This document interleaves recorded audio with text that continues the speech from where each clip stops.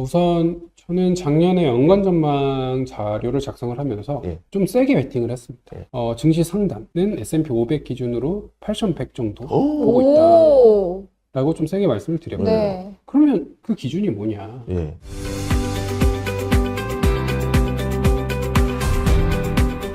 예, 안녕하세요. 안녕하세요. 예. 네. 자기소개 먼저 부탁드리도록 하겠습니다. 네, 안녕하십니까. 저는 키움증권 리서치센터에서 미국 주식 전략을 담당하고 있는 김세영 권입니다. 아, 반갑습니다. 증권가의 원빈으로 불리고 아니, 있어요. 저는 오셨길래, 오늘 혹시 저는 증권가분이 오셔야 되는데, 네. 저 지금 저 배우가 오신 줄 알았어요. 그러니까요. 우선은 이제 오셨으니까 단도직입적으로 여쭤보자면은, 제가 제일 첫 질문을 뽑고 싶은 게, 크리스마스 이후로 국내 증시는 엄청나게 올랐어요. 근데 미국 증시가 보통 이게 오르는 느낌이 안 나거든요. 왜 그러는 거예요? 사실 크리스마스 이후로 1월에는 또 잠깐 올랐어요. 7천 바로 턱밑 추격을 했으니까. 근데 이제 이 배경을 설명드리려면 약간 조절해야 되긴 하는데 저희가 작년 10월 말 11월 초에 좀 어떤 이슈가 있었냐면 단기자금 시장에서의 이슈가 좀 있었다라고 보고 있습니다. 아무래도 연준 같은 경우가 6월에서 7월 부채 한도 협상 통과가 되고 계속해서 이제 시중에 있는 돈을 단기채를 발행하면서 많이 끌어모았는데 이거를 시중에 있는 돈을 끌어모았으니 정부가 이걸 써야 되는데 쓸 타이밍에 셧다운이 걸렸죠. 셧다운이 걸리니까 생각보다도 셧다운이 진행되는 당시에는 미 증시에 그렇게 큰 영향을 주진 않았었는데 이게 단기자금 시장에서의 이슈가 좀 생기다 보니까 돈이 안 도는 거예요. 전체적인 돈은 많은데 실질적으로 유통되는 돈이 줄다 보니까 공교롭게도 단기자금 시장에서 이슈가 발생하는 시점과 S&P 500의 이제 수익률을 저희가 한번 비교를 해보면 비슷한 시점에 꺾이기 시작합니다. 그러다가 이제 부채 한도 협상 이후에 이제 셧다운까지 끝나고 정부가 야 이제 돈 쓸 수 있어 라고 하면서 시중에 돈을 풀기 시작하니까 점차적으로 S&P 500도 다시 한번 좀 반등을 하면서 그렇게까지 큰 산타 랠리는 사실 아니었지만 그래도 나름 나쁘지 않은 7천 턱밑 추격을 하면서 6,940 그때는 이제 6,940, 50 정도가 상단이었으니까 그 레벨을 이제 기록을 했던 모습인데 이 국장이랑 비교하면 너무 이제 온도 차이가 좀 있었다 정도고 미 증시 이제 대표 지수 기준으로 봤을 때는 그렇게까지 나쁜 상승세는 아니었다 좀 이렇게 보고 있습니다. 제가 오신다고 해서 1월에 전망 리포트 쓰신 걸 봤는데 제목이 Stay on Track 이었고 미국 증시를 사륜 구동에 비유하셨는데 그게 어떤 의미에서 말씀을 해주신 거예요? 간단하게 우선 말씀을 드리면 사륜 구동을 바탕으로 증시는 오를 가능성이 있어 보인다가 결론입니다. 결론만 먼저 말씀을 드리면 아직까지 1월에 상승 버퍼는 남아있다 보는데 사륜 구동인 이유는 바퀴가 4개라는 거죠. 네. 그러니까 증시를 끌어올릴 만한 요인이 4가지 정도는 있어 보인다가 그 이제 전망 리포트의 핵심이고요. 가장 베이스로 저희가 깔고 가는 거는 EPS가 우상향할 가능성이 있어 보인다. 여전히 저희 이제 EPS를 어느 정도 수준이 이제 있어야 높은 거냐? 사실 이 기준이 그냥 EPS가 높다라고 하면 잘 없잖아요. 네. 지금 두 자릿수 성장률을 기록한 지 몇 분기 계속 기록을 하고 있습니다. 근데 이제 저희가 지금 시점을 언제랑 좀 많이 비교를 하냐면 인터넷이 대중화됐을 때의 시점이랑 좀 많이 비교를 하는 것 같아요. 그때 인터넷이라는 게 대중화되면서 생산성이라는 게 많이 개선이 되는 시점 1990년대 초반이죠. 그리고 지금 시점을 비교했을 때 기업들의 실적이 두 자릿수의 성장률로 계속해서 우상향하는 게 몇 분기까지 이어지느냐 지금 같은 경우에는 한 7분기 정도 8분기 이어지고 있는데 과거 같은 경우 사례를 보면 3년에서 4년 정도 계속 이어졌단 말이죠. 그래서 아직까지 지금 EPS에 대한 관점에서 봤을 때 그러니까 쉽게 말씀드리면 기업들의 실적이 여전히 좋을 것 같다.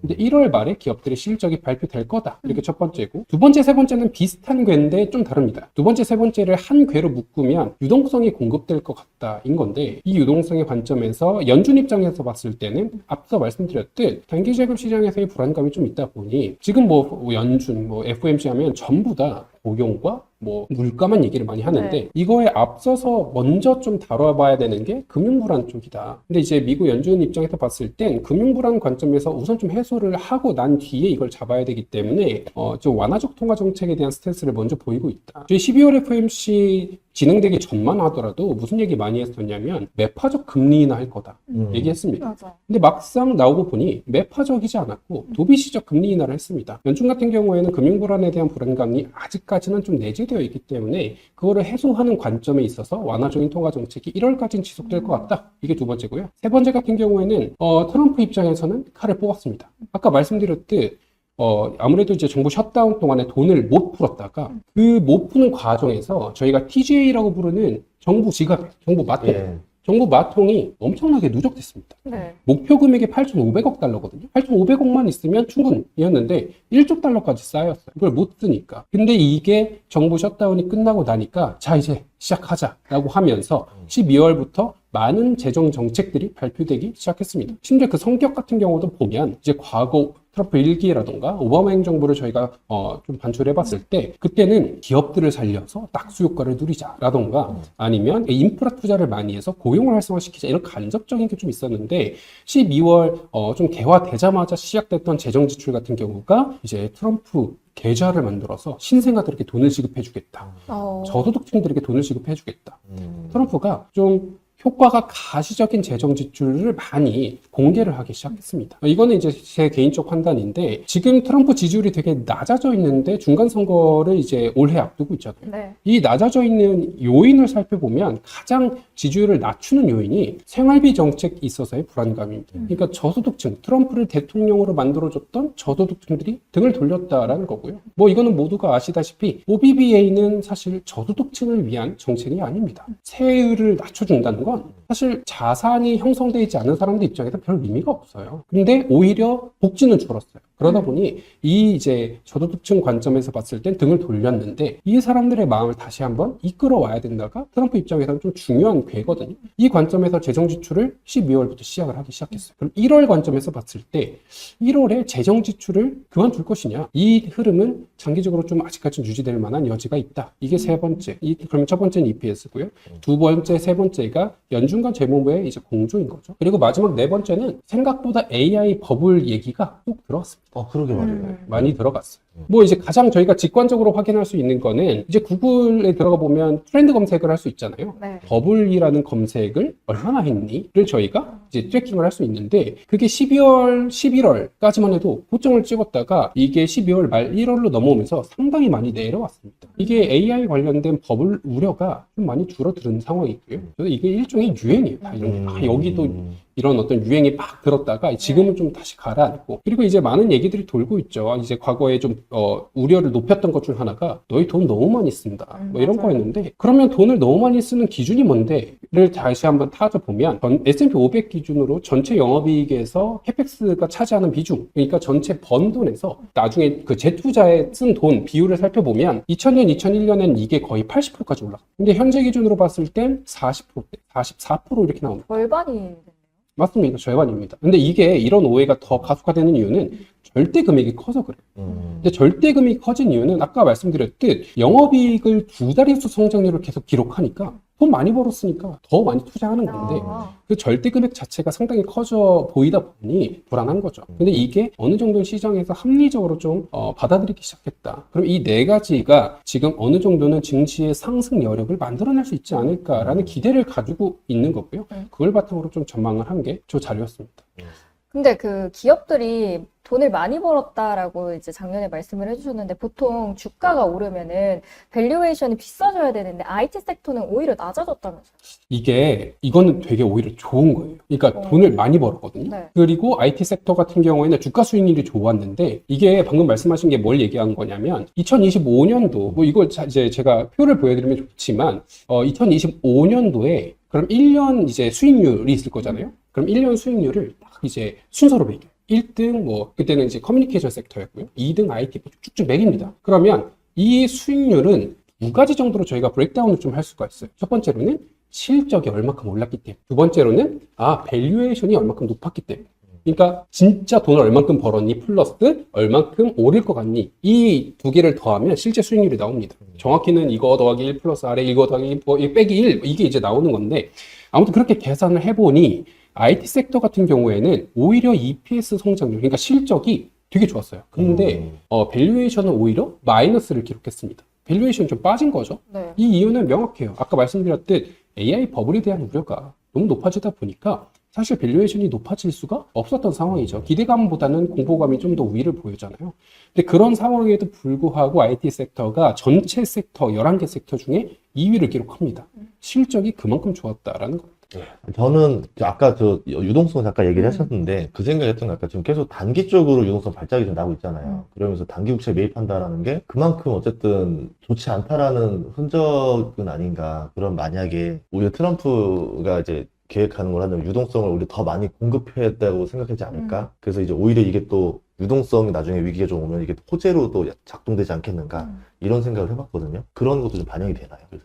그런 것들이 말씀하신 부분이 정확히 제가 관련된 자료를 쓰면서 적었던 건데 과거 사례를 통해서 한번 말씀을 드려볼게요. 지금 유동성 발작 언제 한번 있었냐? 저희가 2018년 9월, 10월, 11일 날 무슨 일이 있었냐면 그때 당시에 QT가 중단이 됐어요. QT가 중단이 되고 QE를 안 한다 그랬어요. 근데 QT가 중단되고 그 다음 달에 방금 말씀드린 레포 발작이라는 게 일어났습니다. 레포 시장에 발작이 일어났어요. 순간적으로 단기자금 금리, 저희가 소파를 많이 이제 이거를 기준으로 삼는데 소파 금리가 상당히 위로 튀었습니다. 그래서 그 다음 달에 바로 오케이 QE 전환 시작을 했어요. 그러면 이 3달 정도의 플로우의 S&P 500의 흐름을 저희가 한번 보자라고 한다면 레포 발작이 일어났을 때 그때 당시 S&P 500이 한 5%에서 7% 정도 빠집니다. 쭉 빠져요. 그러고 나서는 오케이 우리가 QE로 전환할게 라고 하고 양적 완화를 시작하고 연말까지 S&P 500이 15%가 다시 한번 오릅니다. 시장은 이걸 한번 학습했어요. 이게 단기자금 시장에서의 불안감이 있는데 만약에 이게 금융불안의 시스템 리스크까지 이어져서 정말 무너져 버린다면 이거는 뭐 되돌릴 수 없지만 내가 봤을 때 그 정도까지는 가지 않을 것 같아. 근데 지금 뭐 단기자금 시장이 불안하긴 해. 그러면 이거는 시스템 리스크로 연결되는 고리라기보다는 지금 QE로 전환할 수 있는 거를 강제할 수 있는 요인이 되지 않을까라고 시장은 이미 한번 학습했고 기대할 수 있는 거. 그래서 이런 관점에서 증시가 막 그렇게까지 안 빠지지 않나라고 보고 있습니다. 요즘 뜨거운 감자 중 하나가 또 그린란드이잖아요. 그린란드 때문에 요새 증시도 계속 내려가고 있잖아요. 이게 그렇게 빠질 일인가 싶어요. 또. 그니까요. 유럽의 스텔 아메리카 지금 선언을 하고 있고 트럼프는 물러서지 않겠다라고 하는데 어떻게 보세요? 이거는 뭐 아직까지는 오늘 어떻게 될까요? 오늘요? 네. 지금 선물 시장 오르고 있는 상황이잖아요. 그렇죠. 선물 시장은 다시 한번 반등하고 있는데 뭐 아직까지 저는 탁구 가능성을 있다라고 보고 있습니다. 이제 사실 미국 입장에서도 그리고 유럽 입장에서도 이 그린란드를 가지고 전면전을 벌이는 게 부담일 거다라고 생각을 해요. 물론 그린란드라는 게 가지고 있는 함의는 많습니다. 뭐 첫 번째로는 모두가 알고 있듯 히토리 광산이 거기 있죠. 그리고 두 번째로는 북극 항로가 다시 한번 개척이 되면서 공급망 관점에서의 좀 이제 주도권을 가져갈 수가 있습니다. 세 번째로는 이제 그 항로가 열리고 그쪽 부지를 활용할 수 있게 되면은 방산 관련해서도 거기다 이제 공군기지로도 활용할 수 있는 여러 가지 전략적인 요충지인데 이거 얻는 거 vs 싸워요. 뭐 덴마크 같은 경우가 지금 전략 매도 했잖아요. 연기금에서. 근데 연기금에서 전략 매도한 금액이 그래봤자 1억 달러인데 그 미국 같은 경우 국채 시장 발행 기준으로 봤을 때 얼만큼 이제 일반 시장이 이 국채를 보유하고 있는지 전체 금액을 보면 30조에서 40조 달러. 그러면 1억 달러 vs 30조, 40조 달러? 그렇게까지 크진 않는데 근데 미국 입장에선 껄끄러운 게 뭐냐면 덴마크가 이래 버릇니 유럽의 8개국이 동참했잖아요. 긁혔어요. 긁혀가지고 이제 으르릉 하는데 근데 이제 그 유럽 측에서 보유하고 있는 국채를 미국채를 전부 다 계산을 한번 해보자라고 하면 대략 3조에서 4조 달러 정도가 나오고요. 거기에 이제 미국 주식까지 같이 고려를 하면 재무부 기준으로 봤을 때 뭐 10조 달러다 얘기가 나옵니다. 그러면 아까 30조에서 40조 달러인데 10조 달러면 이제는 무시할 수 없는 수치가 나와버렸어요. 타격이 좀 있을 것 같아요. 타격이 있습니다. 게다가 지금 트럼프 입장에서 봤을 때 가장 아픈 손가락이 뭐냐면 장기채 금리가 뛰어버리는 게 제일 트럼프 입장에서는 아픈 손가락이에요. 지금 장기채 금리 레벨을 이제 어제 같은 경우 4.3% 거의 턱밑 추격을 했는데 장기채 금리 레벨이 이게 어떻게 구성이 좀 되어 있냐면 실질 금리 더하기 기대 인플레이션이잖아요. 근데 실질 금리 되게 낮아 있어요. 지금 대부분 기대 인플레이션이 여기에 반영되어 있는데 만약에 이 재정 지출이라는 게 제대로 회수되지 않으면 기대 인플레이션은 자극될 수밖에 없습니다. 그러니까 정부가 국채를 발행해서 돈을 뻥뻥 썼는데 이 국채라는 걸 누군가가 사주지 않으면 당연히 야 너 이거 빚 어떻게 갚을 거야 라고 하면 금리가 더 높아질 수밖에 없는 상황이거든요. 근데 그런 상황에서 유럽이 우리가 가지고 있는 걸 다 던질게 라고 하면은 트럼프 입장에서 진짜 이러지도 저러지도 못해요. 장기채 금리가 올라가면 신규 채권을 발행할 때 높은 금리로 발행해야 되고 성장을 이끌어내기도 어렵고 기준금리 인하 주창 외치고 있었는데 정반대잖아요. 그 가능성을 얼마나 보세요? 진짜 던질 수 있는. 유럽이 이걸 던질 수 있는 가능성이요? 퍼센테이지로 말씀드리려는 거. 아니, 진짜 할 것 같다, 안 할 것 같다. 안 할 것 같다고. 저는 이제 쉽지 않다. 그래서 일종의 섀도잉 복싱 하다가 서로 이제 하나씩 주고받지 않을까. 왜냐면 유럽 입장에서 봤을 때도 유럽도 당장 그 안에서 파가 좀 날려요. 네. 이제 프랑스 같은 경우에는 강경이죠. 이제 마크롱 같은 경우는 막 세게 얘기합니다. 네. 근데 걔네는 이제 미국에 대한 어떤 수출 의존도가 그 정도 안 커서 그래요. 근데 독일 같은 경우에는 수출 의존도가 되게 큽니다. 네. 그래서 당연히 중도파로 바뀝니다. 그래서 유럽 같은 경우에도 미국이랑 척지는 게 좀 부담스럽고요. 그 다음에 지금 이제 밖에 돌아다니시면 너무 춥잖아요. 그쵸, 너무 추워요. 이 너무 추우면 저희가 난방 떼야 되죠. 천연가스. 천연가스도 문제가 될 수가 있습니다. 음. 이제 미국 같은 경우에 LNG, 물론 이거는 약간의 공생관계예요. 이제 러시아의 어떤 천연가스 노드스트럼이 막히고 나서 이제 LNG로 수요를 받는 건데 고객이긴 하지만 어찌됐건 공급처를 미국 쪽으로 많이 가져갔단 말이죠. 그리고 이제 이란, 이스라엘 싹다 터지면서 다시 한번 유럽 국가들은 느꼈어요. 아, 이게 중동 쪽 천연가스 의존도 익스포저가 크면 불안하구나. 호르무즈 해협이 언제 또 막히게 될지 모르잖아요. 이미 그때 이 사건 이후로 그 해운 업황들의 그 보험료가 너무 올라갔어요. 선주들의. 뭐 그래서 이제 비싸지만 미국산 LNG의 안정적인 공급도 필요하다라는 게 어느 정도는 이제 컨센서스가 자리 잡은 상황이에요. 근데 겨울이 왔어요. 근데 미국이 이제 이걸 공급해줘야 되는 상황에서 갈등이다? 그러니까 유럽 입장에서도 되게 머리가 아파요, 사실. 근데 세게, 정치적 관점에서 세게 질렀지만, 네. 미국도 그렇고, 유럽도 그렇고, 지금 미국은 이제 트럼프 입장에서는 얼른 지지층을 회복해야 되는데, 당장 이래버리면, 금리가 또 올라가면, 이게 금리 쪽에서 되게 민감하거든요. 그리고 특히 얼마 전에 트럼프가 MBS 강제 매입 우리가 해주겠다, 25억 달러 얘기를 했는데, 그건 어쨌든 부동산 가격 낮춰주겠다, 이런 거잖아요.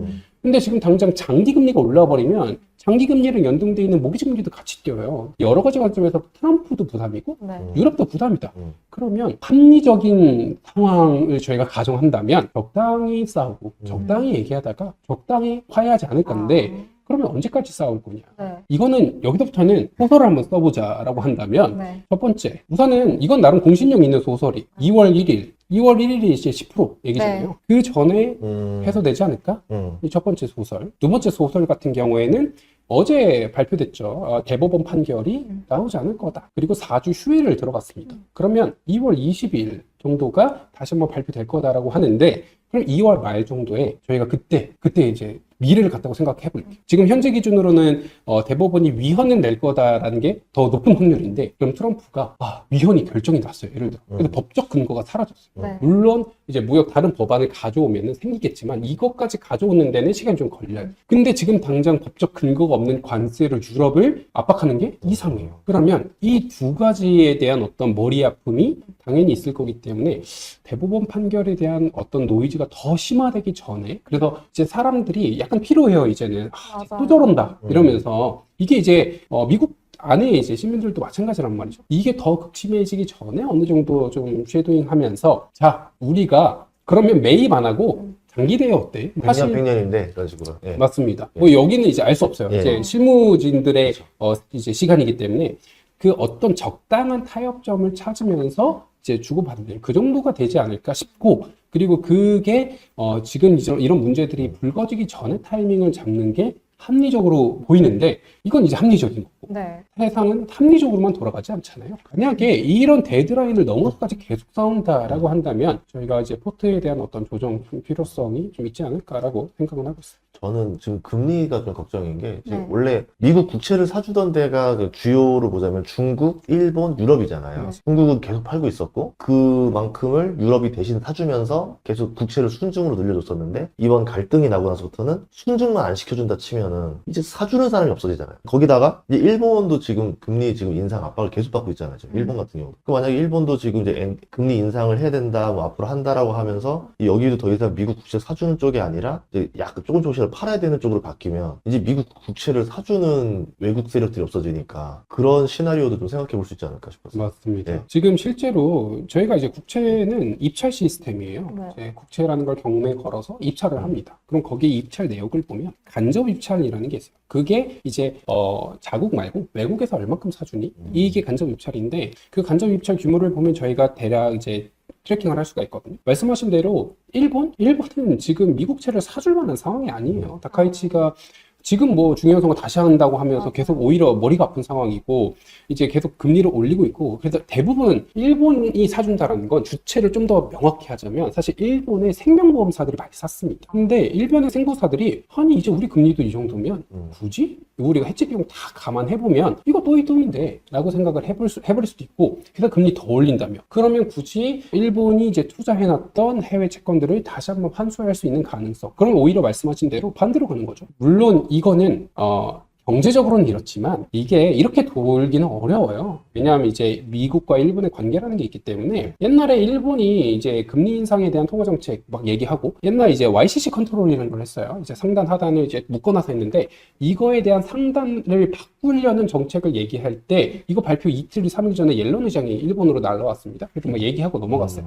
그만큼 되게 밀접하게 연관이 되어 있어서 당연히 미국의 어떤 심기를 확 거스르는 거는 하기 어렵지만 방향성 자체는 매입하기 어렵죠. 중국 같은 경우에는 모두가 알고 계시다시피 금에 대한 포지션은 많이 늘렸고요. 더 이상 달러 자산, 달러 표시 자산, 미 국채라는 게 안전 자산이냐에 대한 의구심을 계속 들고 있는 상황입니다. 그래서 전 세계 중앙은행들이 보유하고 있는 자산 비율을 보면 원래는 많은 게 미 국채였고요. 그 아래가 이제 금이었는데 이거 두 개가 역전됐어요. 20 몇 년 만에 역전이 돼버렸거든요. 미국 국채가 가지고 있는 위상이 좀 바뀌긴 했는데 이게 계속 불안한 거죠. 이게 불안하고 근원적인 불안감이 있기 때문에 이런 이벤트가 있으면 미 국채 금리가 다시 위로 조금 튀는 민감도가 위로 좀 올라가는 그런 상황이다라고 보여지고 있어서 이 부분에 계속 좀 트래킹할 필요가 있습니다. 그럼 유럽이 만약에 이번 갈등으로 더 사주진 않겠다. 이제 미국 입장에서는 채권 발행하기 쉽지가 않아지겠네요. 그러면 유동성 땡겨오기도 쉽지 않겠네요.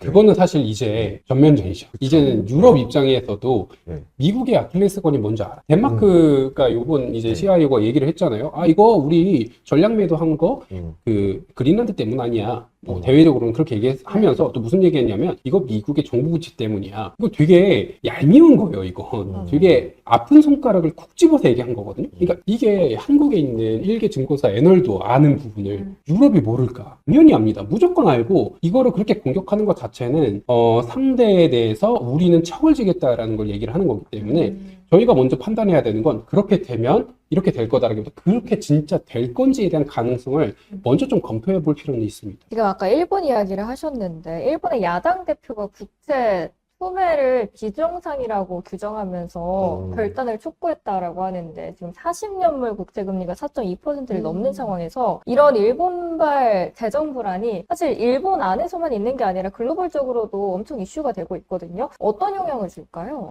뭐 이제 만약에 사실 일본 같은 경우에는 약간의 좀 딜레마가 있어요. 일본 같은 경우가 아무래도 기준금리라던가 시중금리를 높이는 거엔 한계가 좀 있긴 합니다. 어떤 한계가 있냐면 얘네는 정부 부채가 GDP 대비 정부 부채 비중이 전 세계에서 가장 높아요. 250% 정도 넘거든요. 그렇기 때문에 반대로 얘기하면 금리가 올라가면 부채가 높으니까 이자 비중이 높아요. 그래서 쉽게 막 그런 얘기 많이 합니다. 나중에 가면 일본은 번 돈 전부 다 이제 이자 갚는 데 써야 돼. 라고 얘기를 합니다. 사실 일본 같은 경우가 YCC 컨트롤을 그렇게까지 하려고 했었던 이유 중에 하나도 이자 부담이 너무 올라가니까. 물론 다행인 점은 그 이제 부채를 대부분 가지고 있는 게 일본의 중앙은행이기 때문에 그냥 그 자체에서 발행한 국채를 일본의 이제 기관이 가지고 있어서 안에서 좀 도는 그런 어떤 현상은 있기는 하지만 어찌됐건 부채가 높아서 이건 되게 부담이에요. 그래서 높이는 것도 부담입니다. 근데 그렇다고 낮추는 건 이건 말이 안 되죠. 그쵸. 이게 이제 실질 임금 상승률이 너무 낮아져 있는다. 실질 상승률이 너무 낮다라는 게 불만이 있어서 정권까지 교체가 돼버렸는데 이거를 지금 이제 다카이치 정권에서 이걸 바꾼다. 이거는 이제 말이 안 돼요. 그래서 딜레마가 되게 있어요. 딜레마가 있는 상황에서 조금 올라요. 조금 오르니까 계속 시장에서는 저희가 한번 엔키리 트레이드 발작을 경험을 했잖아요. 네. 엔키리 트레이드로 인한 어떤 불안감이 미국 기술주 숏 그리고 이제 엔화롱을 만들어냈고 그러다 보니까 나스닥이 한번 쭉 빠졌었던 네. 그걸 다시 한번 좀 걱정하고 있기는 한데 그 속도 자체는 아직까지는 그 금리 인상 폭을 막 빵빵빵 늘리기는 어렵다. 그거는 일본 입장에서도 자충수일 가능성이 좀 있어 보인다라고 보고 있습니다. 또 올해 한 4번 정도 인상한다고 그러더라고요. 저도 그게 의문입니다.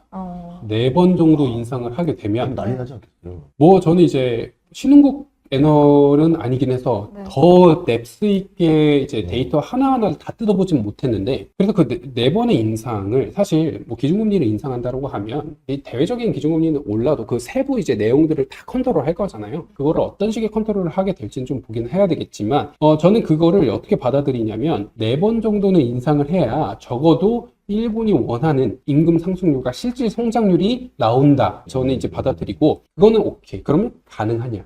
이 여부는 좀 다른 얘기죠. 아, 오늘 그거 카톡 대화명을 네. 대화명에 갑자기 대화명이 시간의 급락이라고 해놨더라고요. 아침에 눈 떴더니 갑자기 카톡이 와 있는 거예요. 넷플릭스 시간의 급락 이러면서. 아니, 그 이유가 있습니다. 네. 그 대화명이 아니라 그 마지막 글이 그건데 뭐였냐면요. 어제 저희가 넷플릭스 이제 오늘 밤에 그러니까 새벽에 실적이 나올 거다 대결을 했어요. 저는 하락한다. 여기는 좋게 나와서 실적은 좋게 나올 거다. 주가가 오를 거다. 실적 좋게 나오고 주가가 오를 거다 했는데 반 맞고 반 틀렸죠. 실적은 잘 나오지 않았어요? 네, 근데 중요한 건 어. 이제 주가니까. 아니 중요한 건 실적이지. 중요한 게 아니요, 실적이지. 주가나 실적 중요해요. 근데 실적이 아무리 중요해도 잘 나와도 주가가 하락하면 이거 쓸모가 없어요. 아 그래요?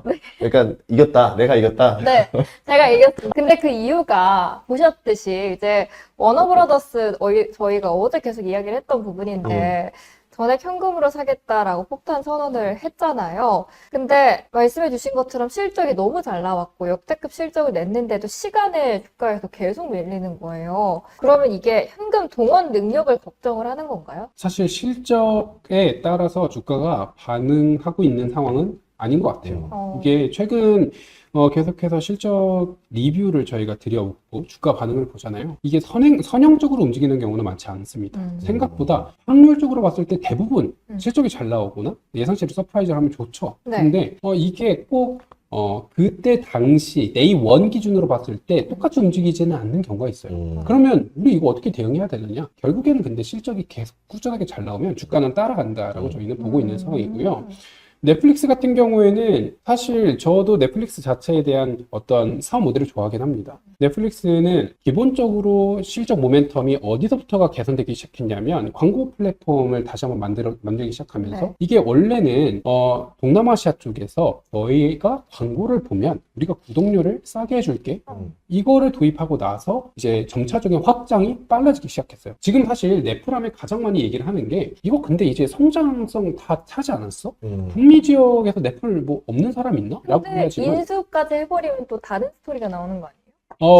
완전히 다른 스토리가 나와버리긴 합니다. 근데 이제 저는 인수를 하고 그 다음에 지금 넷플이 추진하고 있는 다양한 사업체들, 예를 네. 들어 이제 광고 쪽에서의 돈을 벌고 있는 것, 그리고 이제 현지에 맞는 커스터마이징화 되고 있는 플랫폼을 그 컨텐츠를 만드는 것, 이게 동남아시아, 유럽, 중앙아시아 뭐 이런 쪽에서의 점유율 확대를 강력하게 좀 노리고 있다라고 보고 있거든요. 근데 이쪽은 또 마진이 괜찮아요. 마진이 생각보다 좋은 지역이라서 저희는 아직까지 넷플릭스의 사업 성장성이 괜찮아 보인다. 그리고 요번에 실적 발표도 나쁘지 않았다. 워너브라더스에 대한 인수는 저는 이거 자체로 주가가 오르고 내리고는 그냥 단기적인 이벤트라고 봅니다. 네. 그거를 떠나서 본질적으로 얘네가 하는 사업이 수익성이 있느냐, 네. 성장 가능성이 있느냐, 그리고 그것을 주가가 어느 정도 잘 따라가고 있느냐, 밸류에이션이 얼마냐, 이걸 좀 봐야 되는데 밸류는 그렇게 높지 않아요. 현금 창출력은 좋습니다. 꾸준하게 사업성의 그 상승룸이라고 하죠. 상승룸이 아직 남아있어요. 네. 우리가 넷플 이제 대부분 보지 않아 라고 하지만 사실 넷플 안 보는 나라도 엄청 많죠. 오! 네. 엄청 많아요. 어디 있어요? 막상 점유율이 50%도 안 되잖아요. 맞습니다. 네, 한참 오. 아래니까. TV도 80%, 네. 7, 80% 아직도요? 아직도. 넷플릭스가 일단 신호탄을 쐈다면 이제 전통 강자들의 실적 발표도 앞두고 있는데 오늘 아마 존슨앤존슨 그리고 며칠 뒤에 인텔이 발표하잖아요. 인텔 지금 PC 이야기를 하고 있었는데 난 최근에 H8. AI PC 시장 선점, 파운드리 분사처럼 체질 개선에 나서고 있거든요. 트럼프도 엄청 으쌰으쌰 도와주고 있고 이번 실적 좀 기대를 해도 될까요? 저는 사실 인텔 같은 경우를 응원은 하는데 불안하긴 합니다. 왜 응원하세요? 언더독이죠. 네, 좀 잘 냈으면 좋겠나. 네. 약간 야구로 치면 옛날에 하나가 좀 우승했으면 좋겠다. 아, 그 생각되는 것처럼. 근데 좀 뒤처진 거 아니에요? 그러니까 기술력 자체가 인텔이? 그렇죠. 이게 이제 인텔 같은 경우가 파운더리 사업부로 분사를 해서 사실 네. 여기에 포커스를 맞추면 되는데 얼마 전에 공개한 것도 CPU 공개를 한 맞아요. 거잖아요. 그래서 CPU 너희가 잘하는 거 알겠어. 근데 우리는 그게 중요한 게 아니야. 너희가 파운더리를 해서 진짜 엔비디아나 AMD에 너희가 그 납품할 수 있어? 그 기술력까지는 와야지. 이나노까지는 가야지. 맞아요. 얘기는 계속 하는데 음. 지금 인텔 같은 경우가 알아요. 의지는 충분합니다. 음. 정부는 계속 지원해주죠. 네. 정부는 당연히 지원해줄 수밖에 없습니다. 파운더리를 인텔이 만들어 버리면 음. 공급망에 대한 불안감도 좀 사라지잖아요. 그래서 뭐 이제 TSMC를 대체할 넥스트 ANC로서 이제 인텔이 되면 좋은데 지금 기술력 자체가 얼마 전에 이제 엔비디아가 인텔에 이제 납품하는 그 계약 자체를 이제 벗어났습니다. 더 이상 우리한테 안 해도 된다. 네. 근본적인 기술력 의문이 계속해서 들고 있는 상황이고요. 그래서 이번 실적 발표 때 가장 많이 나올 질문은 이제 인텔 같은 경우에는 우리가 이 정도로 CPU를 잘하고요. 얘기를 할 겁니다. 근데 이제 질문에서는 파운더리 얼만큼 됐냐, 너희들 기술력이 얼만큼까지 올라왔느냐에 대해서 되게 디테일하게 질문이 들어올 거고 얘네들이 결국에는 쇼앤프로브를 해야 되는 건 빅테크와의 수주 계약 소식이 들려야 됩니다. 이게 사실 메인이에요. 네. 이거 아니고서는 큰 의미가 없어요. 나머지는 잔잔바리라고 보여지고 있는데 빅테크와의 수주 계약 소식이 언제쯤 있어가 들어올 거고 만약에 여기서 조금이라도 우회하는, 회피하는, 뭐 긍정적이지 않은 발언이 나오면 주가 같은 경우는 다시 한번 좀 힘들겠죠. 힘든데 저는 개인적으로 사실 우리가 A라는 회사랑 계약했어. 이런 게 나오면 쭉 올라가면서 얼마나 좋겠어요. 근데 이제 불안감이 오히려 더 크다. 그러면 인텔이 수주를 못하게 되면 삼성전자가 수주를 대신할 수도 있는 상황이 나올 수도 있겠네요. 근데 이미 사실 네. TSMC랑 삼성전자나 SK하이닉스나 이미 수주를 가져가 있는 상황이잖아요. 거기서 인텔이 가지고 있는 걸 뺏기는 차원은 아니고 여기는 이미 공고하고 그럼 여기를 따라잡아서 인텔이 여기 있는 걸 가져오는 뭐 그런 차원인 건데 게다가 지금 어쨌든 공급 대란이에요. 칩, 뭐 루빈, 울트라 전부 다 공급 대란입니다. 병목도 계속해서 일어나고 있고요. 이거에 따라서 이 파이가 커지는 속도는 되게 빠른데 이 파이가 커지는 속도를 실제 공급단에서 따라오지 못하잖아요. 이거를 따라가주는 기술력이 있다면 좋을 텐데 아직 그 부분에 있어서는 좀 부족하지 않나라고 보고 있습니다. 그러면 좀 핵심적인 걸 여쭤보자면은 26년에 네. 증시가 좀 미국 증시가 좀 많이 오를 수 있는 해인가요? 분위기 자체 요소들이 아니면 조금 오를 정도밖에 안 되나 좀 궁금하거든요. 우선 저는 작년에 연간 전망 자료를 작성을 하면서 예. 좀 세게 베팅을 했습니다. 예. 증시 상단은 S&P 500 기준으로 8,100 정도 오! 보고 있다. 오. 라고 좀 세게 말씀을 드렸고요. 네. 그러면 그 기준이 뭐냐? 예. 이렇게 좀 말씀을 드려보면 되는데요. 어찌됐건 올해 계속해서 이어질 테마는 저는 기업들의 특히 IT 섹터 중심의 EPS 성장은 지속될 거다라고 보고 있습니다. 그러면 아까 두 분이 계속 말씀하셨듯 실적이 오르는 것 네. vs 주가가 오르는 것 음. 이게 사실 와리가리 할 수 있잖아요. 만약에 지금 성장 속도대로 EPS 그러니까 실적이 계속해서 오른다. 뭐 팩트셋 기준으로 봤을 땐 13.7% 오른다. 뭐 이런 얘기 계속 합니다. 그러면 만약에 실적이 계속해서 잘 올라간다. 근데 주가가 실적이 오른 만큼만 잘 따라간다. 그러면 이제 상단이 몇 정도로 계산이 되냐면 7,500 정도로 이제 저희가 모델링 추정을 했을 때 밸류에이션이 나옵니다. 그러면 저희는 여기에 몇 가지 요인을 더 넣어요. 몇 가지 요인을 더 넣냐면 첫 번째, 아직까지는 미국 경기가 위험하지 않을 거다. 노랜딩, 뭐 골디락스, 소프트 랜딩, 뭐 이 세 개 중에 하나일 가능성이 아직까지 높아 보인다. 두 번째로는 유동성이 재무부와 연준 차원에서의 공조로 유동성이 공급될 거다. 그러면 경기는 안정적이고 유동성이 공급되면서 실적은 계속해서 우상향한 요 세 가지 흐름이 동시에 지금 올해 펼쳐질 가능성이 있어 보인다. 라고 본다면 그럼 자, 과거에 이 세 가지 요건이 충족되어 있었던 해는 언제였고 무슨 일이 벌어졌지? 를 저희가 한번 봅니다. 제가 봤을 때 2010년, 12년, 19년, 21년 그리고 이제 작년이었는데 그때 공통적으로 일어났던 변화가 뭐였냐면 S&P 500의 밸류에이션이 리레이팅. 지금 현재 S&P 500의 이제 포워드 밸류에이션, 포워드 PER이 22.3배 이렇게 나옵니다. 근데 8,100은 그럼 뭐냐? 8,100은 24배를 저희가 추정한 거예요. 24배를 터치했을 때 그때가 8,100이다. 그럼 과거 같은 경우에도 과거에 이런 어떤 세 가지 공통 분모가 겹쳤을 때 증시는 리레이팅이 됐습니다. S&P 500 기준으로 봤을 때 18배에서 20배, 20배에서 22배 이런 식으로 2배 정도의 리레이팅이 있어 왔더라. 그럼 올해 같은 경우에도 요 전제 조건이 무너지지 않는다는 가정 안에서는 24배까지 우리가 바라볼 수 있지 않을까. 그럼 24배를 기준으로 저희가 이제 뭐 모델링 했을 땐 물론 갔다가 한번 꺾이는 거는 저희가 감안하고 있습니다. 이거 꺾일 가능성은 분명히 있어요. 근데 이제 그걸 감안하더라도 이제 8,100 정도를 얘네가 한번 터치하려고 시도하지 않을까 정도로 예상을 하고 있고요. 그래서 좀 세게 불었습니다. 그럼 전제는 어쨌든 이 빅테크가 이익 성장이 잘 나와야지 이게 다 가능할 수 있다는 얘기들이네요. 맞습니다. 예.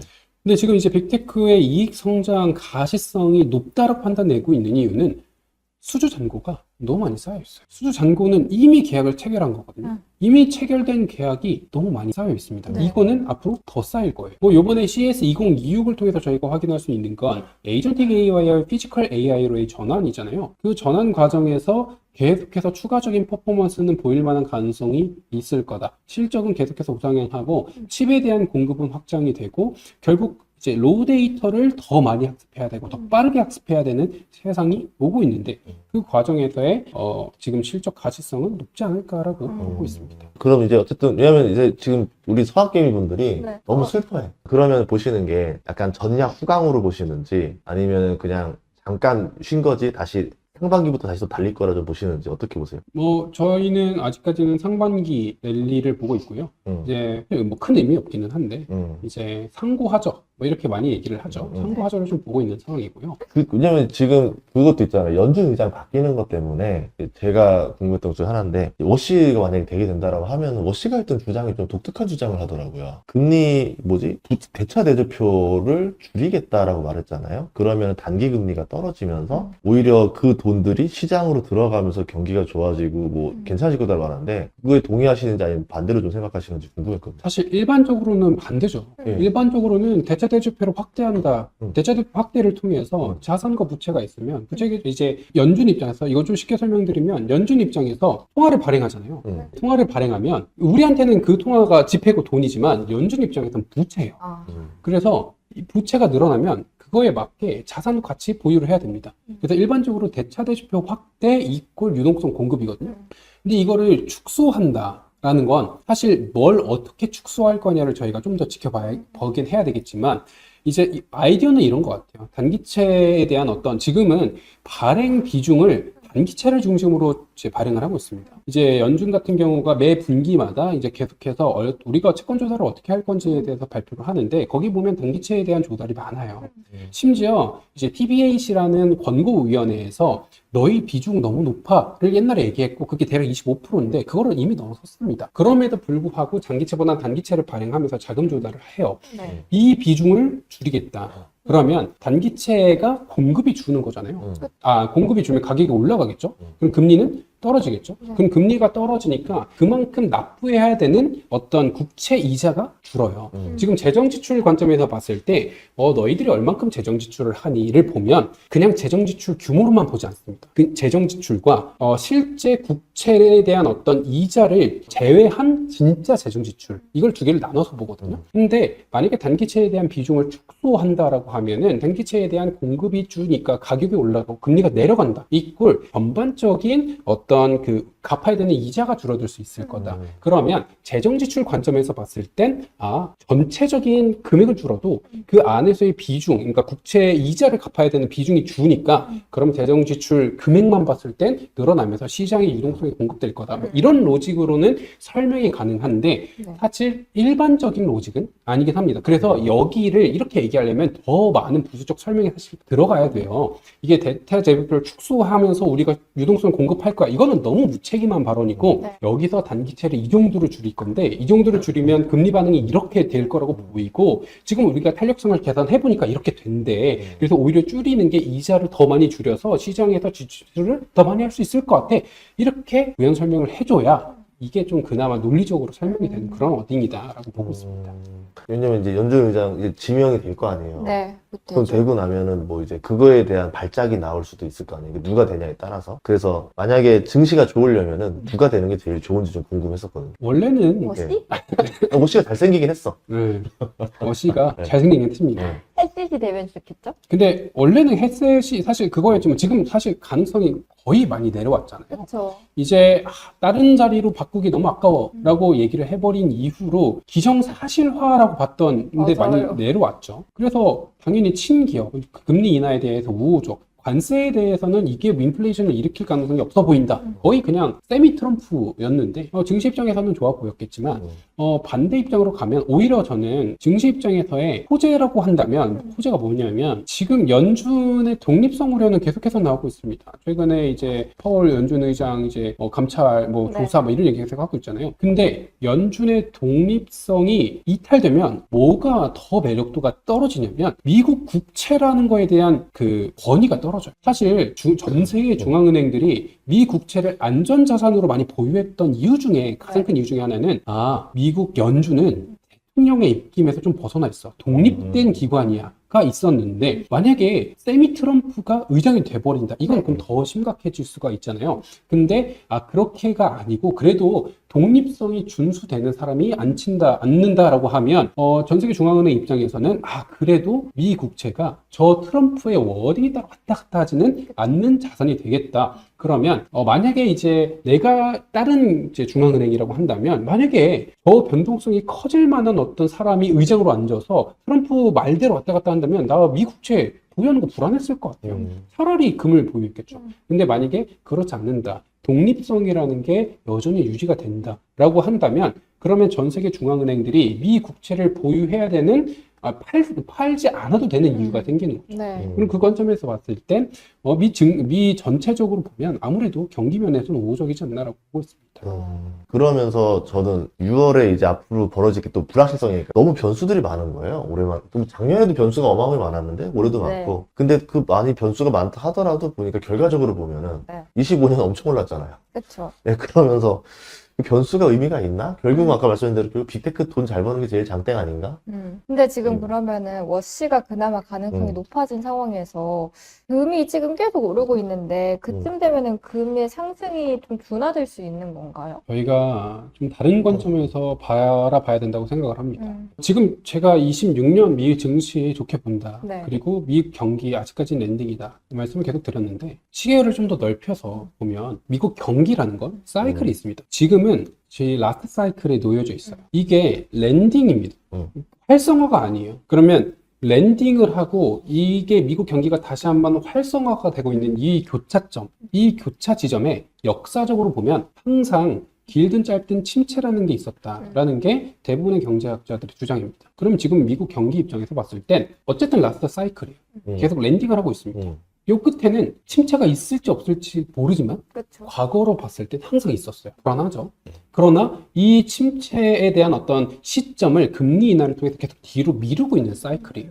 그러면 내가 포트폴리오를 투자하는데 이 끝단에 침체라는 게 있다라고 한다면 당연히 첫 번째 불안합니다. 네. 불안하기 때문에 금에 대한 투자를 줄이지 않을 수가 없다. 당연히 주식에 대한 어떤 성장폭이 크지만 금에 대한 투자가 줄이기에는 아직까지는 이 끝단에 뭐가 있을지 모르겠다. 그리고 두 번째, 이 침체라는 거를 오지 않게 하기 위해서 이건 비단 미국뿐만이 아니라 미국, 중국, 일본, 유럽 전부 다 돈을 뿌려요. 재정 지출을 계속해서 가속화하고 있습니다. 그래서 지금 저희 그런 얘기 많이 들어보셨을 거예요. Everything Rally다. Everything Rally는 반대로 얘기하면 돈이 녹는다는 거예요. 돈의 가치가 떨어진다는 겁니다. 돈의 가치가 떨어지는 상황에서의 내가 자금을 투자해야 된다. 그 관점에서는 금에 대한 투자 여전히 나쁘지 않아 보인다. 두 번째고요. 세 번째로는 달러에 대한 그리고 아까 말씀드렸듯 달러화 표시 자산, 미국 국채가 대표적이죠. 여기에 따른 그 위험이 옛날에 비해서 좀 떨어졌어요. 그러다 보니까 전 세계 중앙은행들이 많이 샀고, 그리고 또한 러우 전쟁 그 당시에 이제 미국이 달러를 기축통화로 갖고 있다라는 걸로 통해서 사실 되게 여러 가지 시스템적 공격을 했잖아요. 그럼 반대로 봤을 때 와, 내가 저 상황이 되면 어떡하지? 라는 불안감들이 당연히 있을 수 있었고 그 이후로 전 세계 중앙은행들의 포지션 안에서의 달러 국채에 대한 비율보다 금에 대한 비율이 조금씩 높아지기 시작했다라는 게 이런 지금 이제 금에 대한 자산 가격을 높이는 데 일조했고 이런 것들을 방금 말씀드린 이런 부분들은 뭐 하루아침에 갑자기 바뀔 만한 기조들이 아닙니다. 한두 달 안에 갑자기 바뀔 만한 기조들이 아니에요. 그렇죠. 이게 구조적인 어떤 상황이다라고 하고 이게 바뀌려면 어떤 큰 이벤트가 생기거나 트럼프라는 사람이 다른 대통령으로 바뀌거나 뭐 이래야 되는데 지금 그럴 만한 상황이 아니다라고 판단이 된다면 금에 대한 어떤 매수 매력도 그러니까 금을 선호하는 어떤 사람들의 그 전제는 여전히 지속되고 있다. 그래서 뭐 지금 이제 5월에 사실 뭐 연준 의장이 뭐 해시 되든 워시가 되든 이렇게 되면 금의 가격이 빠지나요? 오르나요?는 당연히 빠지고 오르고 하겠죠. 왜냐하면 너무 많이 올랐으니까 당연히 차익 실현에 대한 매물이 들어올 겁니다. 근데 그걸 떠나서 지금 금 가격이 작년, 올해 계속해서 오르고 있는데 그 오르는 근원적인 이유가 무엇이냐를 봤을 때 이런 이유가 있을 수가 있다. 이렇게 좀 보고 있습니다. 아무튼 오늘 또 많이 질문해 주셔서 고맙습니다. 어쨌든 저희도 지금 궁금증을 해결했는데 네. 그럼 미국 주식 좀 마지막 질문 하나만 드리자면은 올해 주식, 채권, 부동산, 뭐 아까 금, 원자재 이런 것 중에서 딱 하나만 투자한다 그러면 어느 자산이 제일 좀 확률이 높을까요? 저희는 자산 배분 관점에서는 아직까지 주식을 선호하고 있습니다. 주식을. 네. 네, 그러면 아직은 미국 주식을 해야 할 때다. 또 다음번에 부탁드리도록 하겠습니다. 오늘 귀한 시간 내주셔서 고맙습니다. 네, 감사합니다. 감사합니다. 예.